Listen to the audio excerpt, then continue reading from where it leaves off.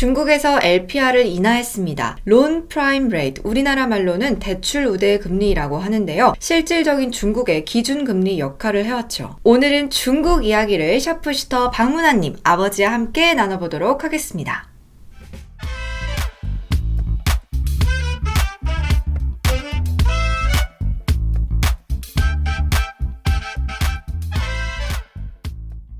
아버지, 중국이 금리를 내리기는 했는데 조금 의아한 게 있었어요. 뭐가요? 1년물은 그대로 두고 5년물만 인하를 했단 말이에요. 이게 의미하는 바가 또 따로 있는지가 좀 궁금합니다.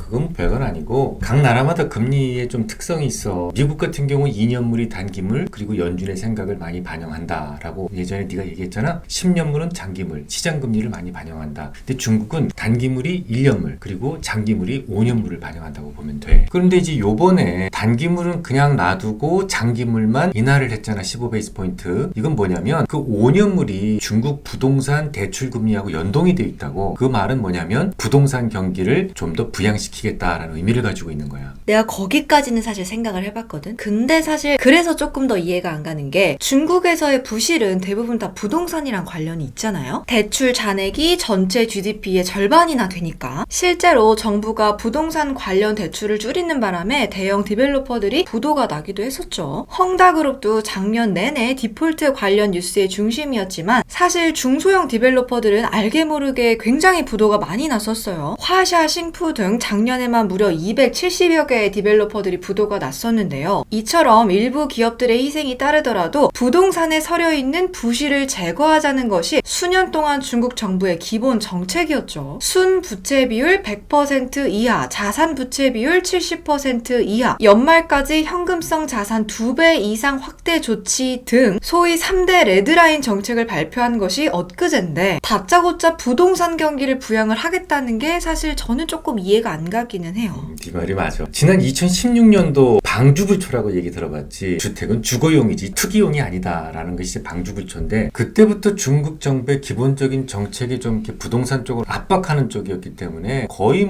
디벨로퍼들은 네 말대로 거의 고사 상태였거든. 실제로 최근에 골드만삭스가 발표했던 자료를 보면 조금 하이힐드 위험한 디벨로퍼들의 채권 부도율이 31.6%에 달하는 것은 그건 10개 중에 거의 3개 이상이 부도가 날 수 있을 정도로 상당히 좀 위태로운 상황에 있었거든. 가계 수요와 관련해서 부동산 거래량이 작년 내가 알기로 9월인가 그때부터 거의 2자릿수씩 계속 하락을 했었어. 거래량 자체가. 이건 부동산 경기가 거의 말라가고 있었다라는 표현이 딱 맞을 것 같아. 하지만 바이러스 락다운이 지금 있었잖아. 상해라든지 그쪽이 거의 GDP의 20% 가까운 그런 부분이 대부분 락다운 됐기 때문에 이제는 이제 부동산을 계속 억압하는 것보다는 경기 회복이 더 중요한 시기라고 이제 판단을 한 것 같아. 만약에 10,000원권으로 1억이 있다. 예를 들어서 10,000원권으로 추워 죽겠어. 그럼 일단 사는 게 목적이잖아. 이걸 태워서라도 먼저 사는 게 목적이잖아. 실질적으로 3기 집권이 결정되는 게 8월에 베이다이어 회의가 되지 않을까 싶은데 금융정책에는 대략 2분기 정도의 레깅 효과가 있다고 아빠가 저번 시간에 말을 했던 것처럼 아무래도 뭔가 조금 더 빠르게 결과를 도출할 수 있는 게 필요하지 않았을까 싶기도 해요. 그래. 오죽하면 지방정부의 모든 걸 일임했겠냐. 지난번에도 네가 정치국 회의 얘기 좀 했었잖아. 정치국 회의에서 지방정부의 실정에 맞게끔 스스로 모든 규제를 풀어라 라고 얘기를 했거든. 그리고 나서 5월 이후에만 대략 한 30개 정도의 지방정부가 스스로 규제를 풀었어. 그리고 실수요를 촉진할 수 있는 그런 대책들을 막 마련해서 발표를 했다고. 이 말은 뭐냐면 사실 뭔가 규제의 틀을 만들고 이러기에 의견 수렴하고 너무 시간이 많이 걸리잖아. 지금 바쁘다 이거지. 너희들이 알아서 너희들 상황에 맞게 풀어라. 그렇지. 게다가 지난 5월 15일 날에는 생애 첫 주택 구매자들에게는 마이너스 20베이스 포인트 금리 인하를 더 주겠다라고 발표를 했거든. 그러면은 이제 기존의 마이너스 15베이스 포인트에 더해서 또 마이너스 20베이스 포인트를 더 해주는 거야. 대박이죠 완전. 굉장히 화끈한데. 근데 나는 조금 더 이제 걱정이 되는 게 아무리 부동산처럼 빠르게 결과를 도출시킬 수 있는 게 없다고는 하지만 중국은 부실뿐만 아니라 온갖 부정부패의 온상도 결국에는 부동산인 걸로 알고 있거든. 근데도 부동산을 깨워서라도 경기를 부양하겠다는 거는 그만큼 부작용을 감수하고서라도 경기를 부양을 하겠다는 거잖아.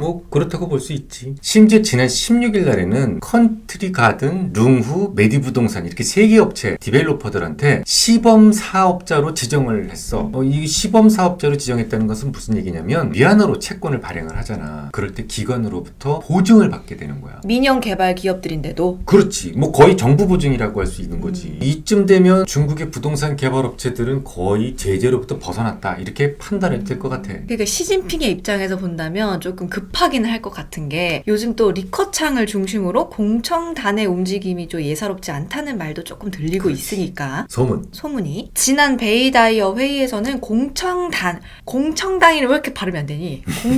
공청단이 시진핑의 이제 3년임을 지지를 하긴 했지만 제로 코로나 정책이 이제 좀 너무 가혹하다 보니까 그런 불신이 또 스멀스멀 기어 올라오긴 했거든요. 시진핑 입장에서는 베이다이어 회의 이전까지 뭔가 빠르게 결과물이라는 거를 보여주고 싶었을 거고 때문에 부동산이 좀 중요하지 않았을까 싶기는 한데요. 중국에서 부동산은 파생된 서비스, 소비까지 감안을 한다면 명목 GDP의 20%나 차지를 하는데 이걸 건드리지 않는다면 사실 이렇게 경기 부양이 큰 의미가 없겠죠. 너무 말 잘했다 지금. 지난 3월 이후에 중국에서 정말 많은 도시들이 락다운 됐잖아. 근데 그 락다운 된 도시들이 중국 전체 GDP에서 차지하는 비중이 약 한 16% 정도 되거든. 그 16%의 결손을 다시 끌어올리기 위해서는 네가 얘기했듯이 전체 GDP 한 20% 차지하는 부분을 살리는 것밖에 방법이 없었을 것이다 라고 생각을 하는 거지. 물론 뭐 부동산 정책만 내세운 거는 아니야. 거대 클러스터를 구성을 하고 있기 때문에 형성을 하고 있기 때문에 경기 부양 효과가 정말 좋다라고 하는 자동차 산업에 대해서도 지금 경기 부양책이 나오고 있어. 경기 부양에 왜 자동차가 빠지나 했는데 자동차라면 사실 정말 많은 부품 산업의 목숨이 함께 달려 있잖아요. 자동차 한 대를 만들기 위해서 엄청나게 많은 부품 회사들이 동시에 움직여야 되니까 고용 유발 효과도 굉장히 크고 그러니까 또 다른 산업에 비해서 자동차는 경기 부양 효과가 클 수밖에 없겠죠. 그렇지. 자동차에 대한 어떤 경기 부양책이라면 예전처럼 뭐 이구 환신, 가전 하향 뭐 이런 거 하려나? 자동차 하향이겠지요. 이수가 그것부터 좀 설명을 한번 해봐봐. 근데 예전에는 가전 하향이지 않았나? 예전엔 그랬지. 뭐 아무튼 하향이라는 게 소비자 가격을 일시적으로 이제 내려주겠다는 거니까 결국에는 보조금을 주겠다는 거를 말을 하는 거죠. 이구 환신은 옛 것을 새 것으로 바꿔준다는 정책인데요. 뭐 지금으로 따지면 옛날 자동차 헌거 가지고 와 새 걸로 다시 바꿔줄게 뭐 이렇게 해석을 하면 되겠죠. 잘했어요. 근데 지금 뭐 완벽하게 결정된 것은 없고 결정돼서 발표된 건 600억 위안 규모의 취득세 일부 감면 그 정책은 지금 나온 것 같아. 근데 그것만 가지고도 이거 엄청나게 서프라이즈한 거거든. 거의 100만 대 정도의 수요를 이끌어낼 수 있다라고 뭐 많은 전문가들이 보고 있어. 물론 뭐 부동산 정책만큼이나 서프라이즈하지는 않는데 얼마 전에 빅테크에 대해서도 많은 제재를 풀겠다라고 발표를 했잖아. 한 가지만 하더라도 정말 어마무지한 그런 효과를 가지고 올 수 있는 것들이 지금 연달아 나오고 있다는 거지. 그 말은 중국이 지금 그만큼 급하다.